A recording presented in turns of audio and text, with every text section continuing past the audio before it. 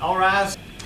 Oh yes, the Honorable Superior Court for the County waits now convened and headed for a special session. The Honorable Judge Donald W. Stevens, present and presiding. Oh yes, God save the state, this honorable court. Please be seated. Thank you. We always appreciate the High Sheriff being here at open court.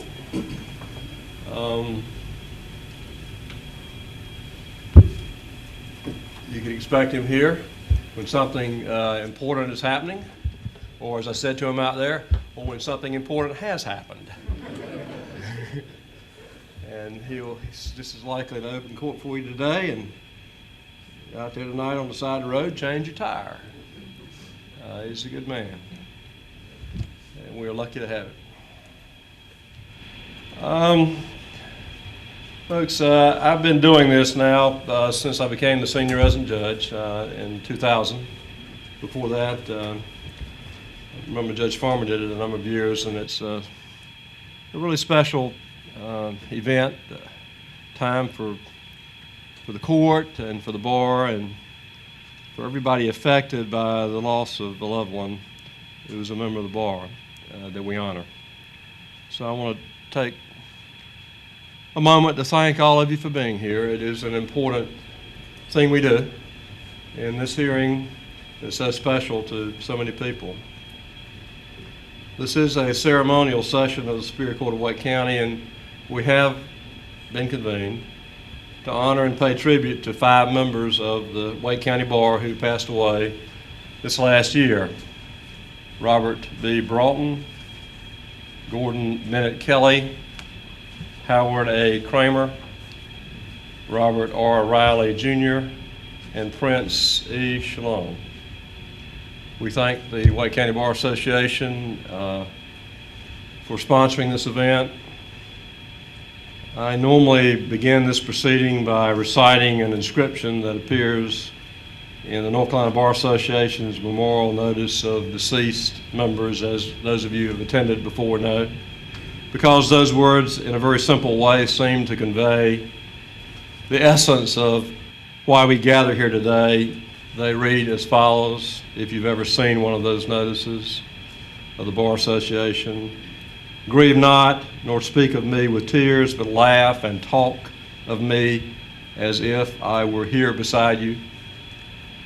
Grieve not, again I say, grieve not, nor speak of me with tears, but laugh and talk of me as if I were here beside you. That's why we gather here today, to laugh and talk of these 5 lawyers as if they were here beside us. Because they are ever present in our memories. Those type of memories do not die. As I have said from this bench before during previous memorial services, one of my favorite quotes on the subject of death is one that appears on a granite grave marker in a burial ground that I visited in Kanab, Utah, where Native American Indians lived and died, and their spirits seemed to fill that place. And the inscription reads, and you may have seen it in other places, but the inscription is entitled, "Don't Weep for Me," and it reads as follows. And I actually took a picture of the stone. Do not stand by my grave and weep. I am not there, I do not sleep. I am 1,000 winds that blow. I am the diamond glints on snow. I am the sunlight on ripened grain. I am the gentle autumn rain. When you awaken in the morning's hush, I am the swift uplifting rush of quiet birds in circle flight. I am the soft star that shines at night. Do not stand by my grave and cry. I am not there. I did not die. So we come here today to honor the lives and memory of 5 fellow attorneys. Those memories have not died. Each attorney was unique in his own special way. We come to pay tribute to them, to remember them in a very public way, to bear witness to how we have been diminished by their deaths, but at the same time so greatly enriched by their lives. Certainly this is not meant to be a sad occasion, and I certainly hope it will not be. To the contrary, it's meant to be a special time to reflect, to enjoy, and to share special moments and special memories. It truly is a time to talk of them as if they were here beside us. It gives me pleasure to recognize, probably as one of her last acts, Catherine Arrowwood, as president of our bar, to make remarks that she thinks are appropriate. Thank you so much. You are exactly right. I'm in my swan song days right now. Right. This is my last official act. It is my privilege to be here and bring you greetings from our Wake County Bar Association. We do this ceremony several times a year under the able leadership of Lenny Jernigan and Clark Brewer and their committee. It is always beautifully done. I'm a great believer in looking back because when we look back, it gives us a chance to pause and reflect and really shapes how we look forward. I think it is so important that we record these memorials. The Wake County Bar has a history project as well. We valued your loved ones during the time that they practiced law with us here in Wake County. It's hard to think about what it was like when some of our five that are being honored today came to the bar. The bar was probably a very different place when they started practicing law. And I hope that as we go forward into the future that our current members will bring to our bar the same wonderful reputation and views of professionalism that these five have brought.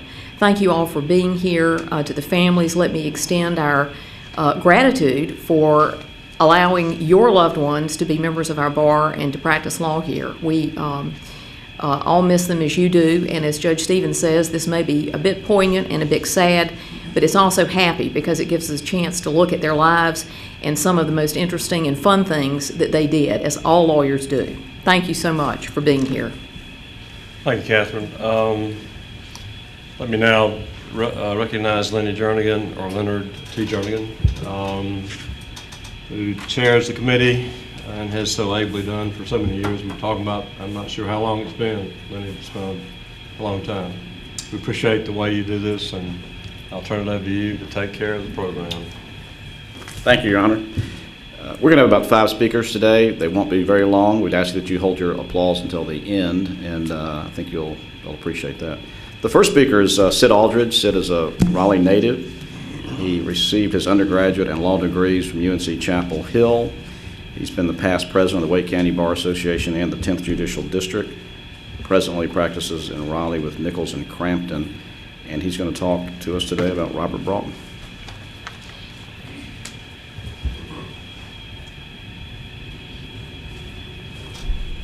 Lenny, thank you.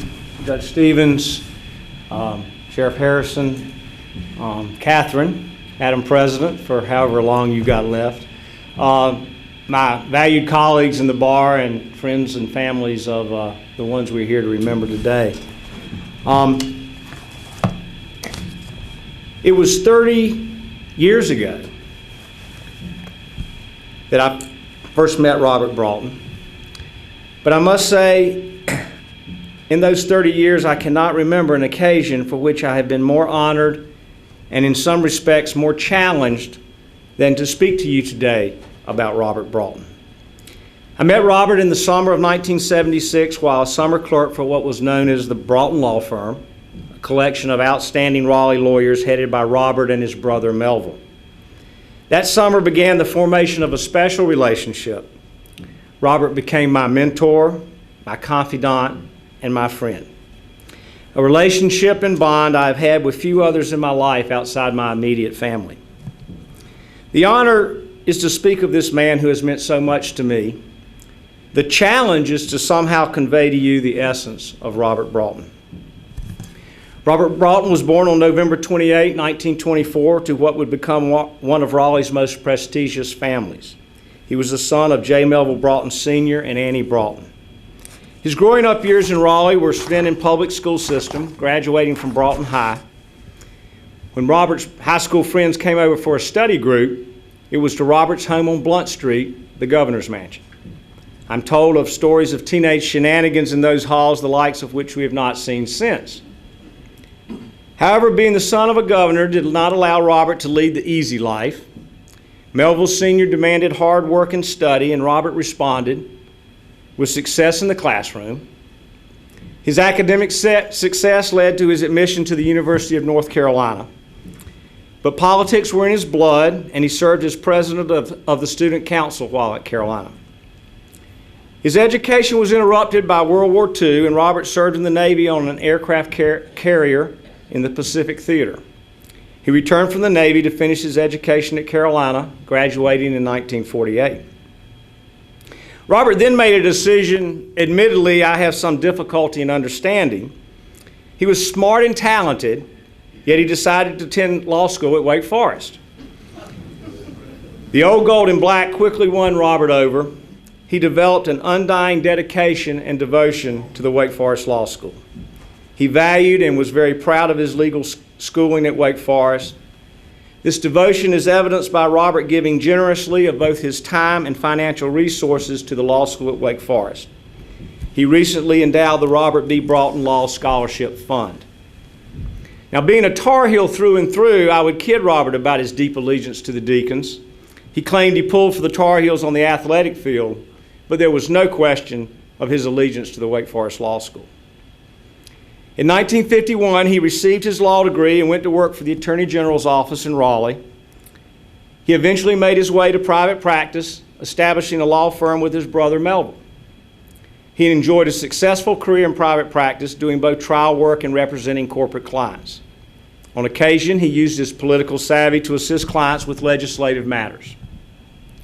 During his early years of private practice, much of Robert's time was spent on legal work for the North Carolina Farm Bureau, now one of the state's largest trade organizations. He was instrumental in the founding of its sister organization, the North Carolina Farm Bureau Mutual Insurance Company. His close association with Farm Bureau led Robert to become in-house general counsel for Farm Bureau in 1981. Being away from the main stage of legal practice, mostly occupied by the Wake County's private practitioners, did not dampen Robert's passion for the law.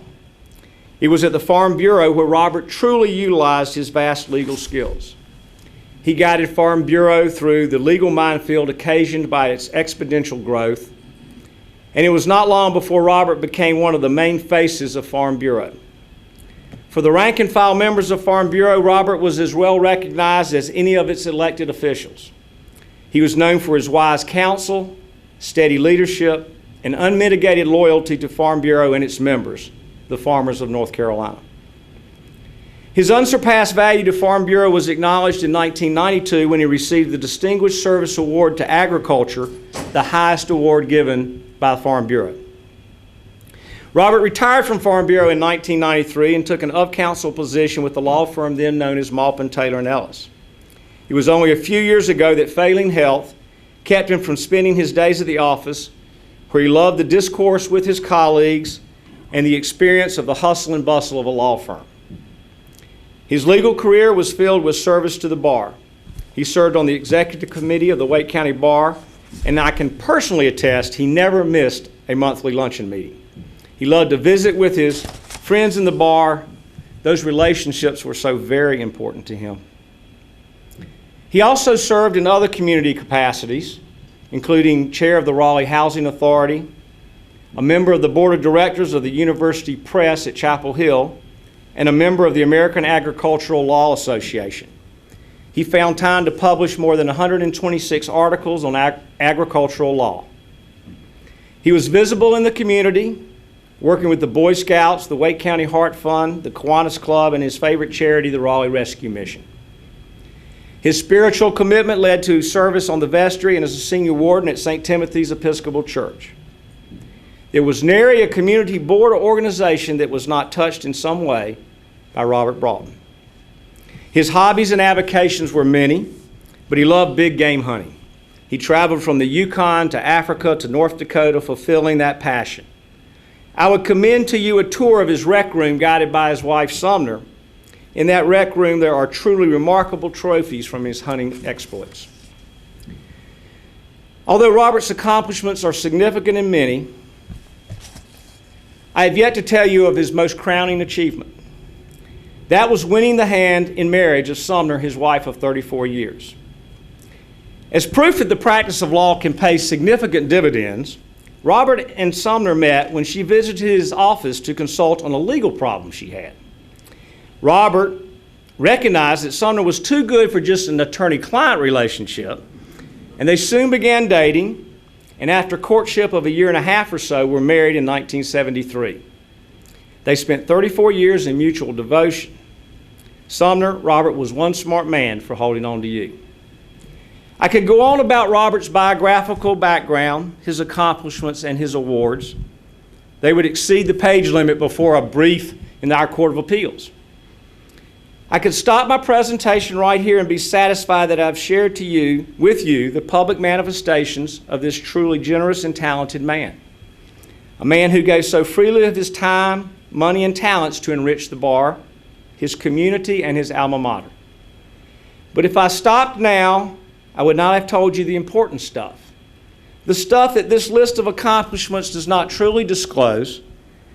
The stuff that is well known by his friends, his family, his law partners, and those truly close to him. So with your permission, please indulge me for a few more moments and let me tell you about the real stuff that made Robert Broughton so important. First, Robert Broughton was a teacher. I tell you that from personal experience. When I joined the Broughton firm in 1977, he took me under his wing. He assigned me briefs to write, research to do, cases to prepare. I still have vivid memories of 30 years ago, anxiously sitting in his office and waiting as he perused a brief I had prepared. He would pull his glasses down low on his nose and kind of lean his head back, sit back in his chair and pore over my work. Initially, I would sit there nervously waiting for the red pen to emerge and the editing to begin. However, I quickly learned that that would not be Robert's teaching style. He would never give me a disapproving look. Rather, he would engage me in back and forth discussion, asking for input, making suggestions. All projects were a joint venture with Robert. He was never condescending or judgmental. I learned from his command of the law and his precise use of language. He took the time to let me learn, not just tell me what to do. Others inspired me to become a lawyer. Robert taught me to strive for excellence as a lawyer. It is something I have seldom accomplished, the level of excellence that Robert laid down, but it has always been my goal and Robert my inspiration. Robert's teaching was not limited to the law. He knew something about just about everything. He could explain how a television worked, the climate in Mozambique, and how to properly shoot a shotgun. A conversation with Robert was a classroom on life and all its facets. An extraordinary teacher. Now, Robert was a lover. Now, Sumner's eyes just got real big. I'm not talking about romantic love. If any of you want to know about that, you can grab Sumner after the meeting. I'm talking about a love that requires effort, the type of love for whom we take an extra step or walk an extra mile, a love in which you extend yourself to nurture another's spiritual growth. Now, Robert was a tall, barrel-chested, strong man, but I am certain God gave Bob that barrel chest to house the giant heart he also gave him. Let me give you a few examples of the love Bob bestowed on others. When I first started practicing, I didn't have a car, and I would ride the bus to and from work. Robert would sometimes give me a ride home. And every time we stopped by his mother's house on the way home. She was aging. She was affectionately called Granny B. But he was there with her daily. He was a true servant to her. It was done out of his devotion and love for her, and also out of his love for his father, Melville Sr. I think as good an example of the love Robert gave is the relationship he had with Sumner's children, Param, Mary, Brooke, and Sydney. Now, when he married Sumner, she brought a very full family cupboard. Into the household came Mary, Param, and Brooke. Robert loved them as his own from the very first day. They were his children in every way. He hugged them, he disciplined them, he kidded them and joked with them to no end. He tucked them in at night and read them bedtime stories. To him, they were his children. So much that Mary and Parham even took the Broughton name. Robert gave love with no strings attached. He had a selfless devotion to others. He was truly a great lover. Robert was the ultimate mediator. Now, we use the word ultimate today to describe the biggest hamburger, the fastest car, and the newest megastore. It has become our ultimate adjective. And so I use it in the same vein because Robert really was the ultimate mediator. Unfortunately, Robert was a little before his time now that formal mediation has become such an important part of our legal system. He would have been a legendary formal mediator. He could have taught the course. He used his talent to recognize both sides of a problem. He analyzed the position of all parties involved in the dispute. He was slow to anger. He was the strong, unswaying oak when the winds of conflict swirled among others in the group. One of the best examples was a story Tom Ellis shared with me. Evidently, there was a local church-run school whose members were bickering and arguing. According to Mr. Ellis, there was not anything about the school's operation on which the various factions could agree. There was, though, one thing all sides could agree on. They all agreed that the solution was to have Robert as the chairman of the board. They knew he could bring peace to the conflict and lead the school, and they were right. The strong oak of Robert Broughton quieted the winds and allowed the group to move forward. This is now one of the most well-respected private schools in the area. Robert was the ultimate mediator. Robert was every man's man. Being born into a distinguished family, it would have been easy for him to have had an overstated sense of his own self-worth and to have held himself above others. However, that was not the road Robert chose. He chose to befriend whomever was beside him. Social status, wealth, race, color, creed, it truly made no difference to Robert. Robert was comfortable sitting in the office of the governor or sharing brandy with the United States senator. But Robert's true substance was best displayed at a local Farm Bureau meeting. I was with him in a number of those meetings. We'd be in a rural county, Columbus, Terrell, Pender, just good, hard-working farmers present. At the conclusion of the meeting, he would then circulate among the members, most of them in overalls with dirty and worn hands from hours working in the fields or repairing a tractor. Robert would laugh with them, tell jokes with them, put his arm around them, and discuss the soybean crop, the drought, their children. He was one of them in every way. Color, religion, family background made no difference to Robert. If you laughed at one of his jokes, you were his friend, and he let you know it. A man born into political hierarchy that enjoyed a barbecue dinner with farmers over a fine china dinner at the governor's mansion. He was truly every man's man. Robert knew how to laugh. I have many memories of Robert, but by far and away the most pronounced memory was his laugh. It was unique. It was not a chortle or a giggle. It was a deep laugh, sort of nasal in its tone, but infectious. Robert loved to tell jokes. Unfortunately, most of them were not very good. But he would laugh at his own jokes, and you could not help but laugh along, not so much because of the punchline, but because of Robert's laugh. It was infectious, it was consistent, and an almost unbearable frequency. He had a marvelous sense of humor and dry wit. He would make fun of himself more than others. I never shared a meal with Robert, a visit with Robert, or just a quick hello outside his office that we didn't find something to laugh about. I guarantee you when Robert was checking into heaven, he told St. Peter one of his worn-out jokes and then started laughing. And I promise you, St. Peter was laughing with him. It was really symbolic that Robert was caught up in enjoying life. He loved to teach. He gave his spiritual love to others around him. He was an oak among the winds of disagreement. He was a friend to every man, and he knew how to laugh. Could we ask for more from our colleague, our family member, and our friend Robert? In closing, let me digress a moment to talk about music. Robert loved music, all kinds of music. Parham and Mary even introduced him to the Grateful Dead. On trips to the beach, Robert would demand to hear the Grateful Dead's album, Dozin' at the Nick. Another one of his favorite artists was James Taylor. I'm kind of partial to James Taylor myself. Taylor sings a song entitled The Secret of Life.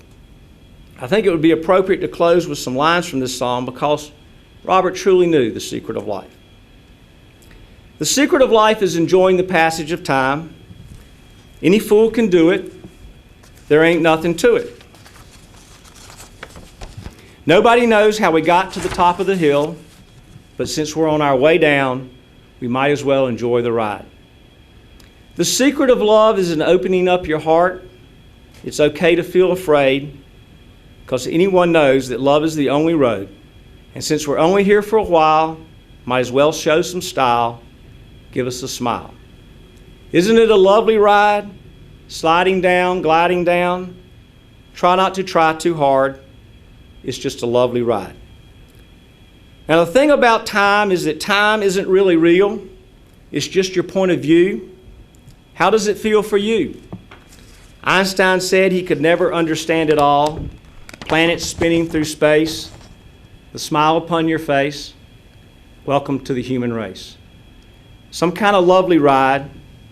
I'll be sliding down, I'll be gliding down. Try not to try too hard. It's just a lovely ride. Isn't it a lovely ride? Sliding down, gliding down. Try not to try too hard. It's just a lovely ride. Now, the secret of life is enjoying the passage of time. Robert Broughton, you enjoyed the passage of time. You gave us a smile. You did it with style. You showed us how to enjoy the ride.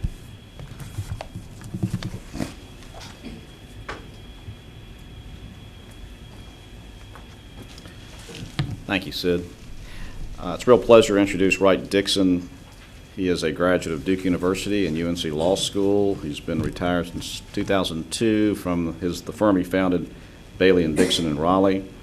He's a native of Raleigh and is a past president of the North Carolina Bar Association. He's going to speak on Gordon Bennett Kelley. Court, please.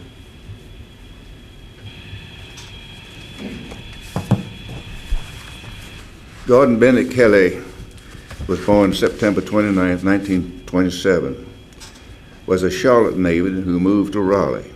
After he graduated from Hugh Morrison High School, he was admitted to Wake Forest College, where he earned a Bachelor of Science degree, followed by LLB from the law school in 1951. There then followed a tour in the National Guard. Gordon began practicing law in Raleigh, first with Carl Gaddy, a fellow Wake Forest graduate and an outstanding lawyer with an enviable success in litigation, although Gordon never adopted Carl's style. He continued with Carl Gaddy until Gaddy discontinued his practice, and Gordon Kelley practiced then with Earl Weather and other lawyers for some time. Then he began his own individual practice, which he continued in both civil and criminal matters. Gordon married Rosa Stevenson in 1951 and continued practicing for more than 50 years. In 1902, the Wake County Bar Association honored him for his 50 years of service to the profession. However, after a heart attack in 1989,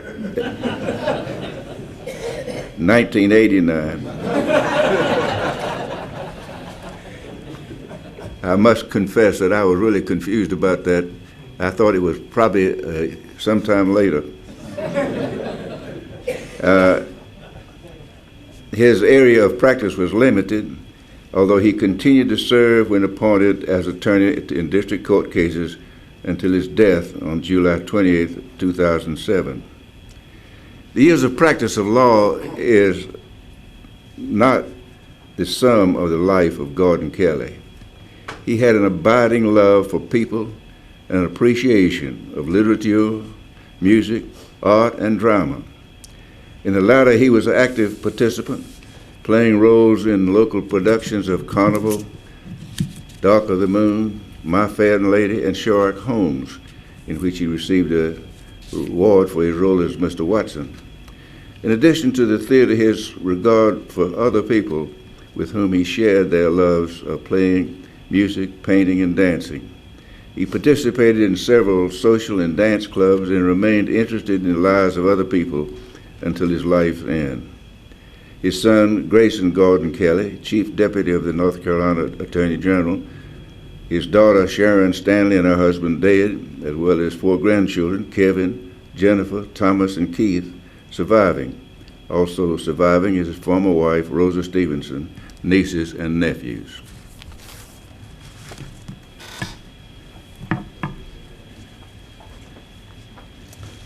Thank you, Wright.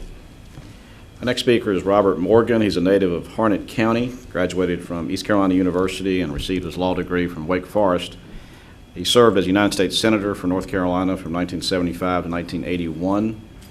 Currently, he's practicing law with the firm of Morgan and Gilchrist in Lillington and Reilly, and he's going to speak today in memory of Howard Kramer.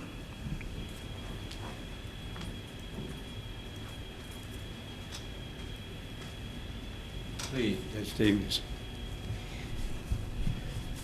I'm pleased and honored to have this occasion, although it's somewhat depressing when all of the deceased that we're honoring were all my friends except maybe one.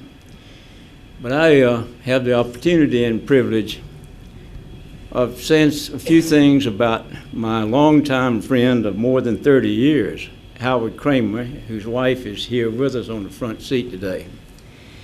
First, let me tell you that Howard was born in May 1944, and he died February the 1st of this year.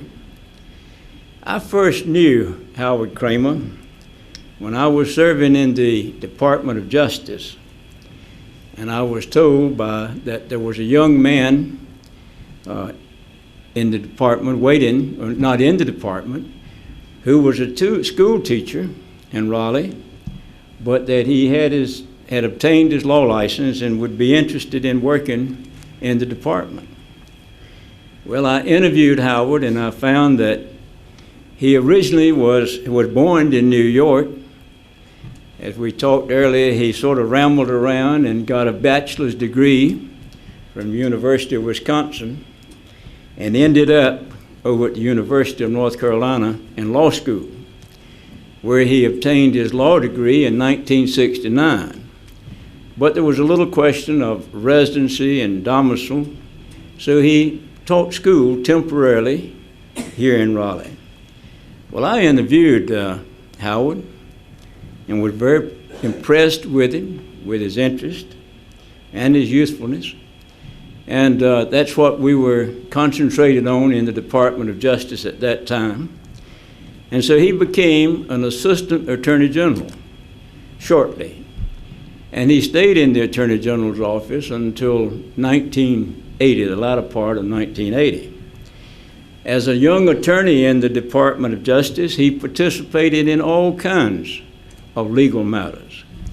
It was the practice of the department at that time to make sure that all young lawyers had opportunities to to argue their cases before the Court of Appeals and before the Supreme Court. So Howard obtained a good deal of experience. He was assigned to various departments, and we moved young lawyers around at that time in order to give them more experience. Before I left the department in 1974, he had become a senior assistant attorney general, and after I left, and Attorney General Rufus Edmonston came into office, he became the chief deputy attorney general and served there with Rufus Edmonston until the latter part of 1980.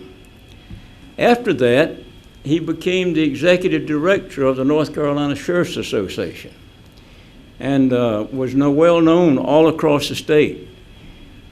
People participated with him as he represented the Sheriff's Association. And then he also served 24 years as the general counsel of the North Carolina Board of Nursing. And I think he served there until about the last 2 years of his life.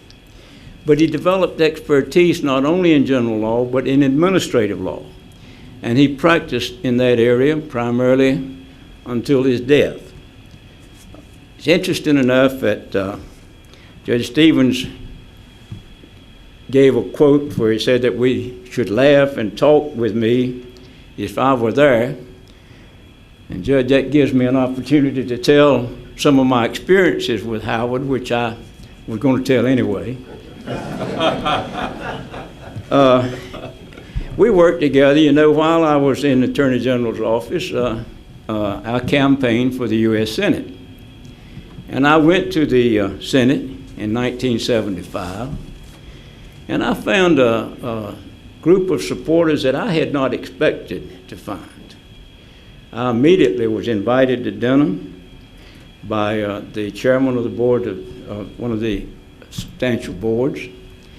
Later on, I was invited to, got some interesting invitations.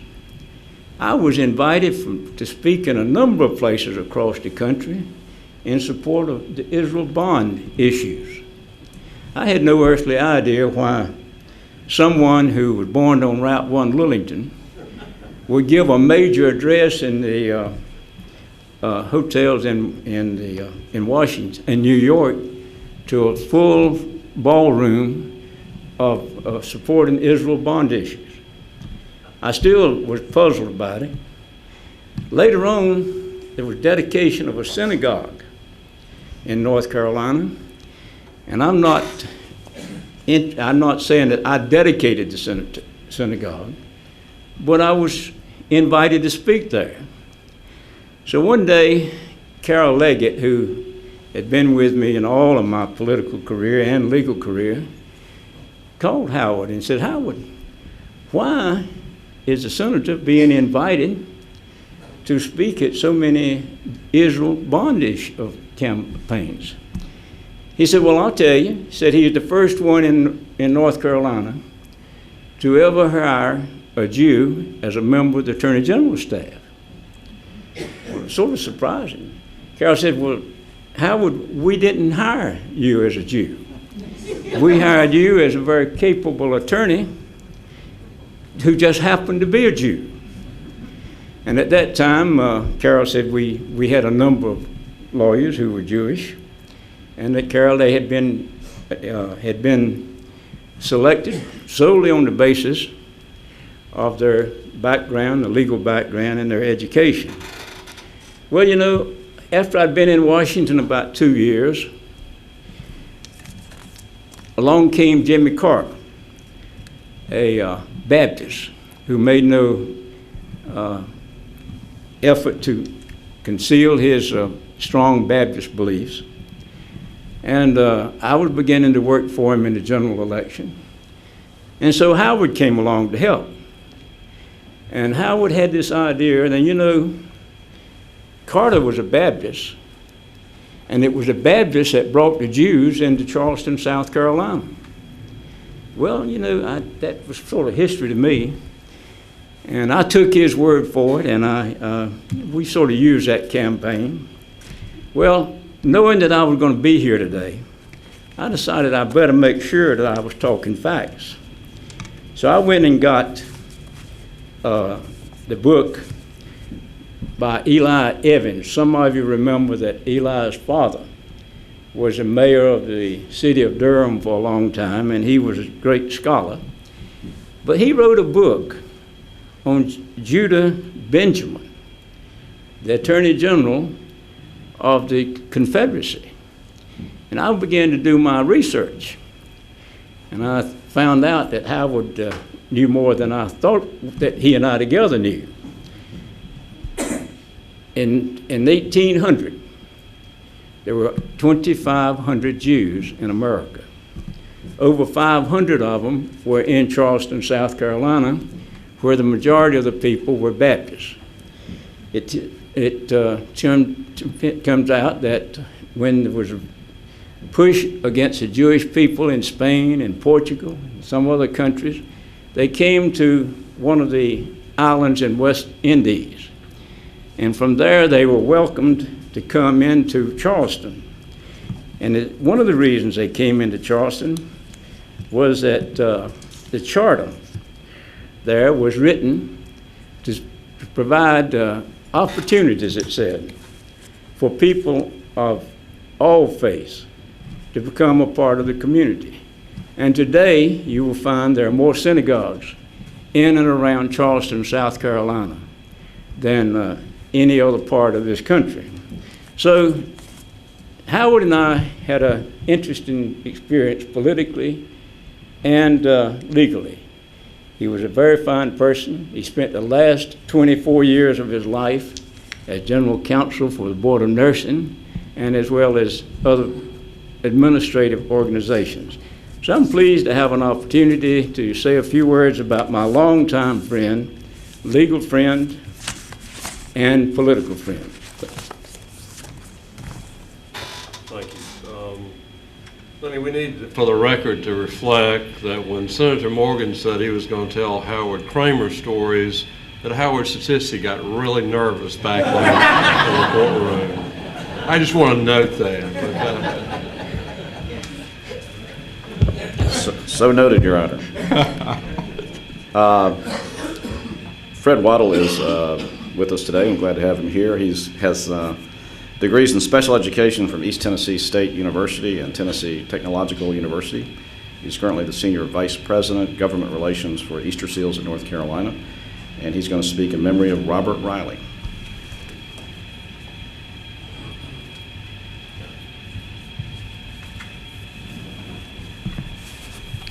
It's a pleasure to be here today to talk to you about Robert Reilly. Robert Reilly. We gather here today to honor the memory of Robert Roosevelt Reilly, Jr., known to most of you as Judge Reilly or Bob Reilly.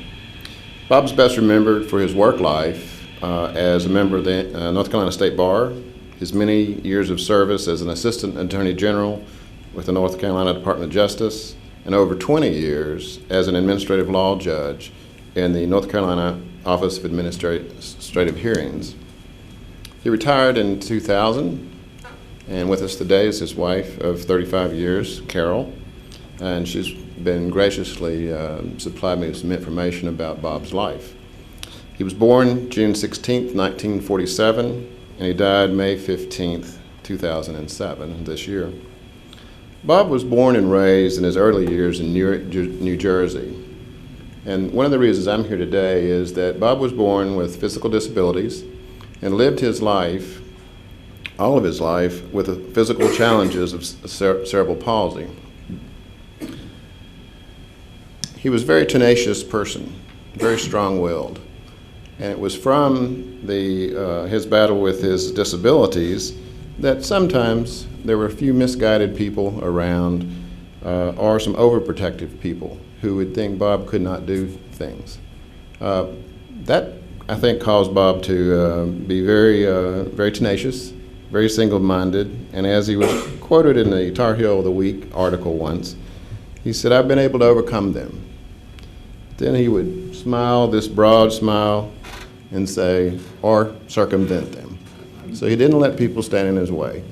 He went on about his business, he made his decisions, he went forward. He and his brother and sisters attended school in the neighborhood. They went to the pool, the gym. Bob played sports.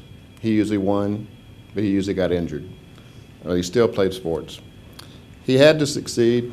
He had to prove that he could accomplish what others could so easily do. And he continued that both in his real life and his work life. Bob attended Rutgers University. He graduated cum laude with BA in Classics and was a Henry Rutgers Scholar. Next was off to the University of North Carolina School of Law in Chapel Hill, where he received his law degree in 1972. He also met Carol there. He attended the National Judicial College in Reno, Nevada, completing advanced administrative law and advanced evidence courses. Bob worked for a short time for Wachovia Bank before becoming an Assistant Attorney General. Then he was the administrative law judge in the Office of Administrative Hearings. He's best remembered by his colleagues, and these are some of their quotes, as a mentor to them, a wonderful colleague, a valued friend, a brilliant lawyer. He had a wonderful sense of humor, the highest of intellect, and the highest sense of integrity.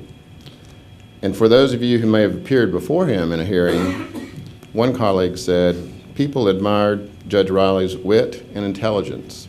You could also expect perceptive, and probing questions from the bench. You couldn't get things by him. Bob has stated about his work as an administrative law judge that organization is crucial in providing a prompt and fair hearing for each petitioner. He did not agonize over decisions. Hear these words: an administrative law judge needs the ability and confidence to make a decision and to move on to the next one. Who was Bob Reilly the person? Bob met Carol at UNC and they married in '72 and they resided in Raleigh. Where did Bob learn to be such a forceful advocate? Was it those early formative years of people thinking he could not perform physically, or was it law school, or was it something else? One of the stories I have here is it might be that Carol and Bob were both sailors. Is where he learned this.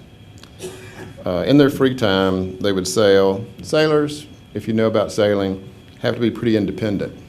They have to take charge. They have to plan, lead, deal with split-second decisions for safety's sake. That was Bob. As Carol has said to first-time visitors on the sailboat, he is the captain. The captain is always in charge. When he yells, he's not really yelling at you.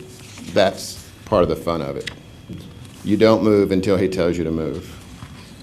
I think Carol had learned to hold her own with Bob. Besides being an advocate for people and a member of the Wake County Bar Association, Bob was very active in several passions of public service. He was active in the Raleigh Friendship Force. He was a member of the Governor's Council for the Mentally Ill and Developmentally Disabled. He was a member of our board of directors at United Cerebral Palsy at the time, which is now Easter Seals United Cerebral Palsy. And he was on the Government Relations Committee of our organization.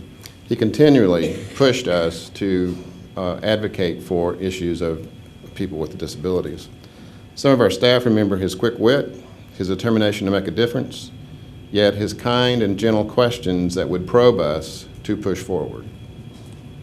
Bob also helped establish the UCP Horizons Foundation, helping with the staff walk through the IRS rules, regulations, the incorporation rules, and helping set the mission for that foundation.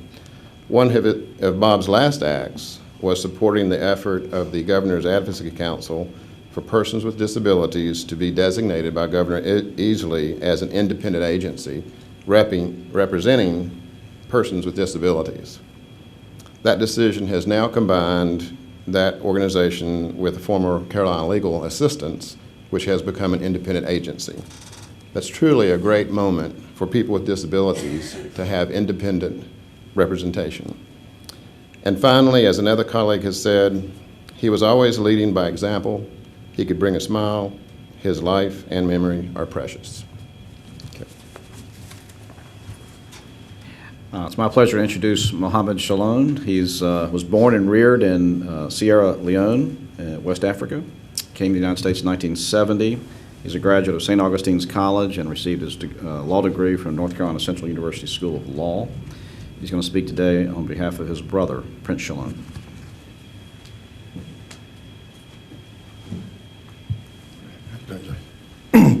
Thank you very much.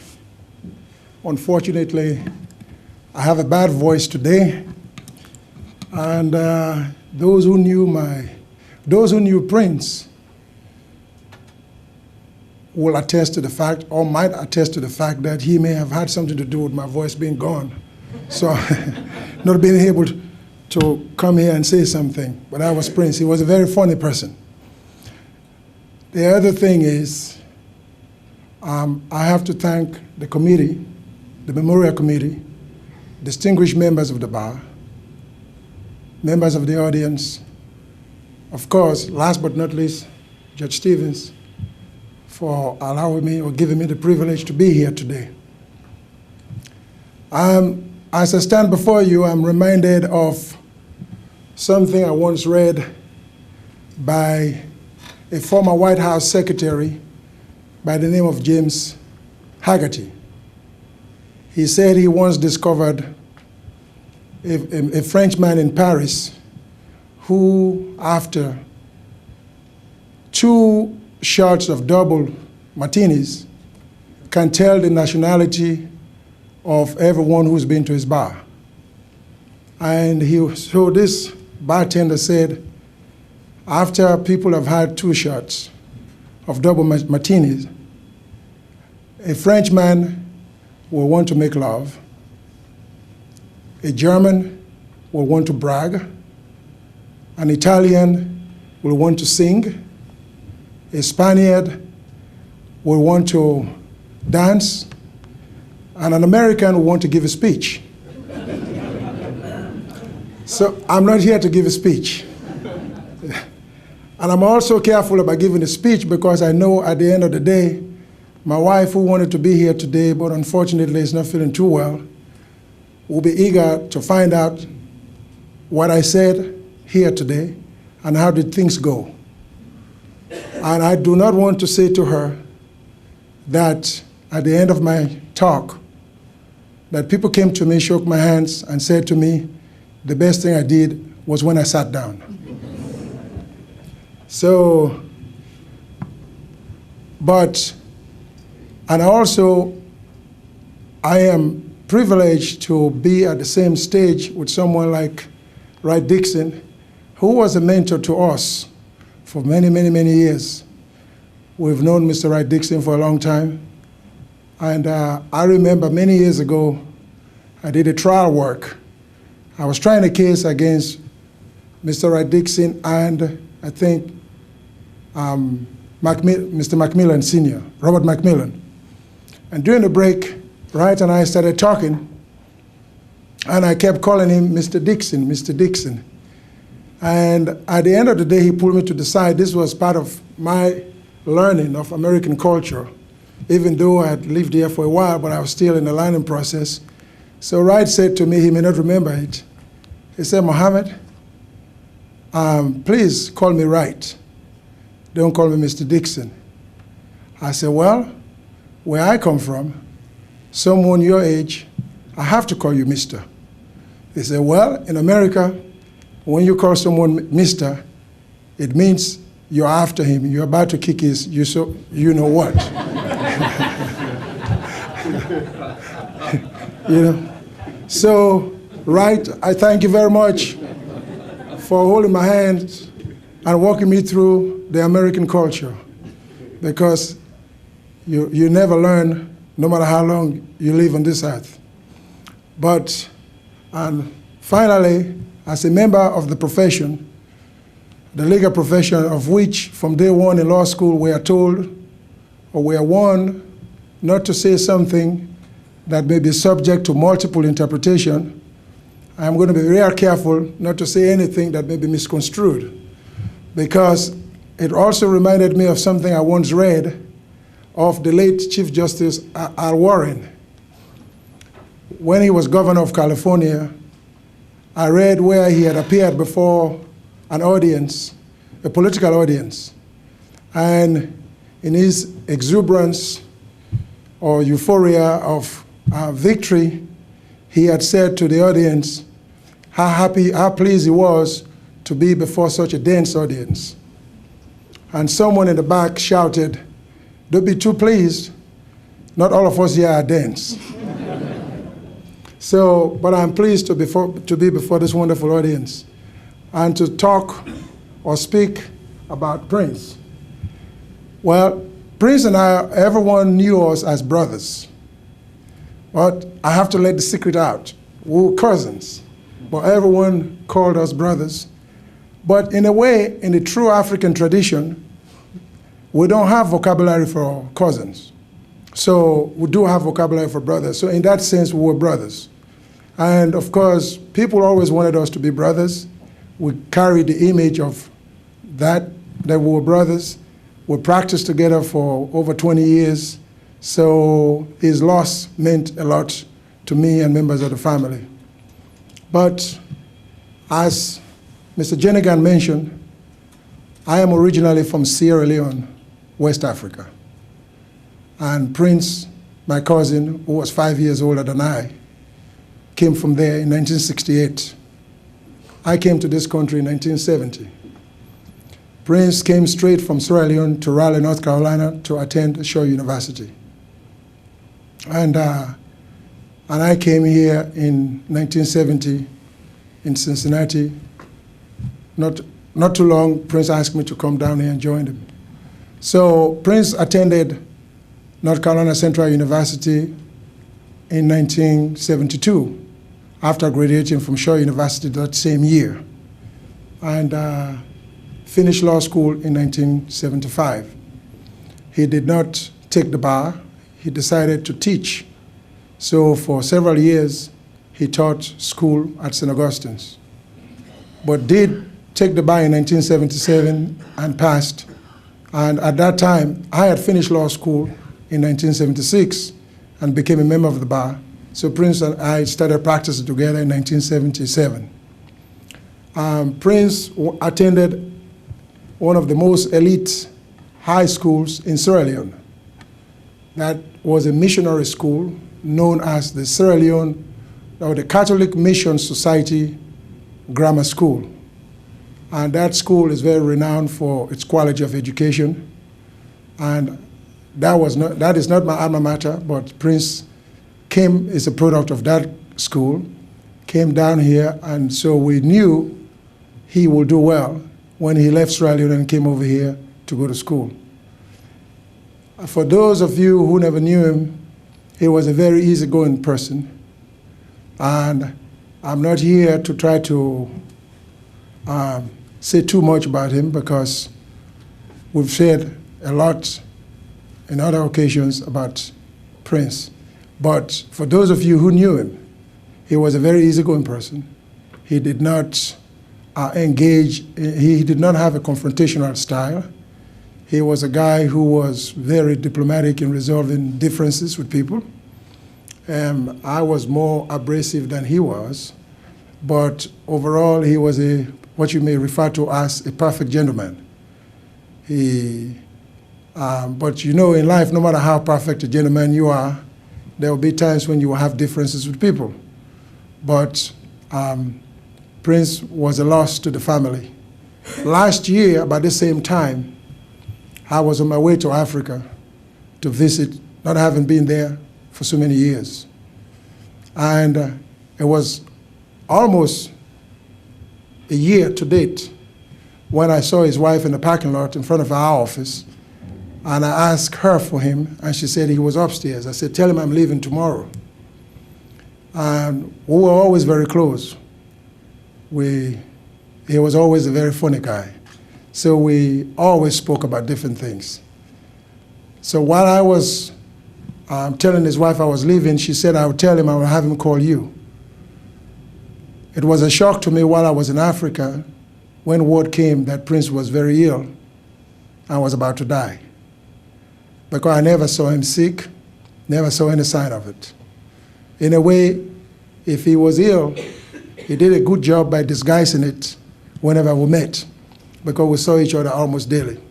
But I never saw a sign of his illness. So I was extremely shocked when I was overseas, and all of a sudden I heard that Prince was about to die. And the next day I got word that he was dead. So that's how fast the news came to me, between him being healed and being dead. But he died January 4th this year. I was buried January 20th this year, right here in Raleigh. I was fortunate to be able to make it back for his funeral. For that, I'm very grateful. So my thanks to all of us who knew him, who missed him, those of you who are here today to participate in this memorial.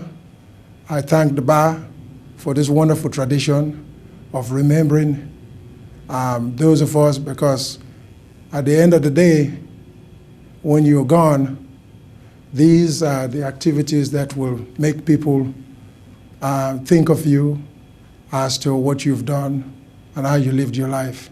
So I thank you very much.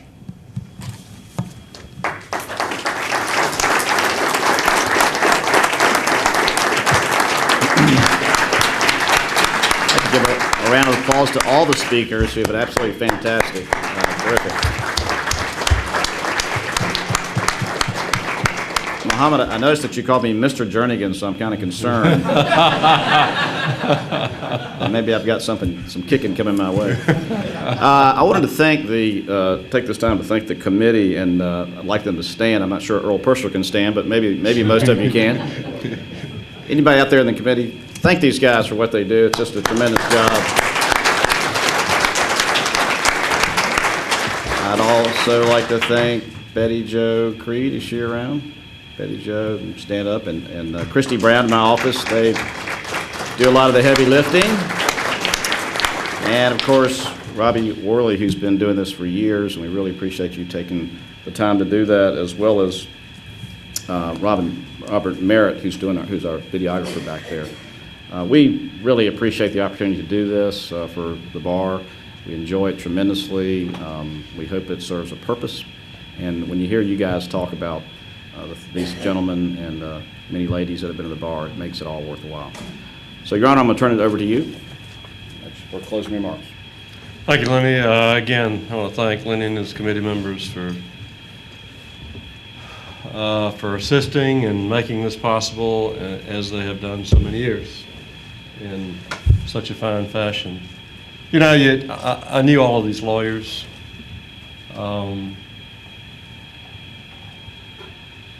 But I didn't know all about all these lawyers. So I'm certainly glad I'm here.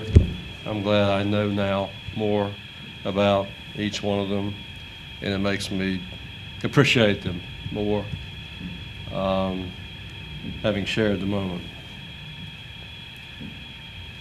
This is not only an occasion to honor those 5 lawyers that passed away, and also it's an occasion, I think, when we reflect upon what we as lawyers hope that we're about.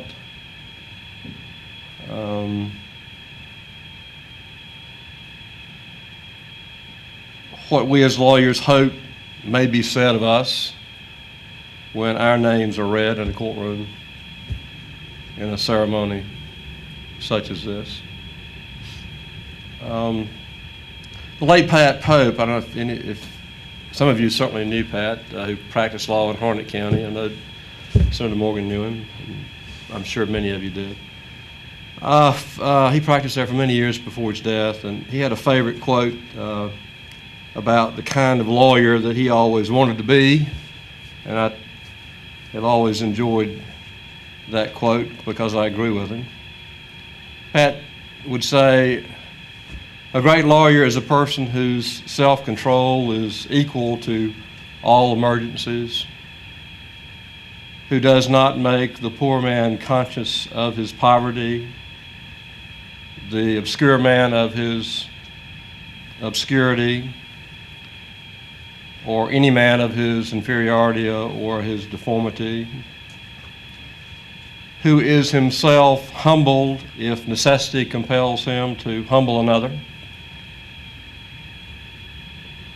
who does not flatter wealth, cringe before power, or boast of his own possessions or his own achievements, who speaks with frankness but always with sincerity and sympathy, whose deeds follow his words, who thinks of the rights and feelings of others rather than his own, and who appears well in any company, a man or woman with whom honor is sacred and virtue is safe. I want to thank all of you for coming and taking a moment of your hectic lives to share this event. I hope it will cause all of us to reflect and to remember and keep alive the memory of these 5 lawyers that we have talked about today, whose lives obviously have touched us all. Although they passed away, we by our own presence here promise that we will keep their memories alive. In honoring them, perhaps we will renew our own spirit, restore our own souls, reset our own priorities, and our own bearings and remind ourselves of what we as lawyers should be about in service to mankind through this honorable calling, through this honorable profession. Would you stand, please? Ladies and gentlemen, in honor of Robert B. Broughton, of Gordon Bennett Kelley, of Howard A. Kramer, of Robert R. Bob Reilly, Jr., and of Prince E. Shyllon. Sheriff, if you would please adjourn this court, sine die. Oh, yes, All Superior Court of the County of Wake is now adjourned, sine die. Thank you. You're dismissed.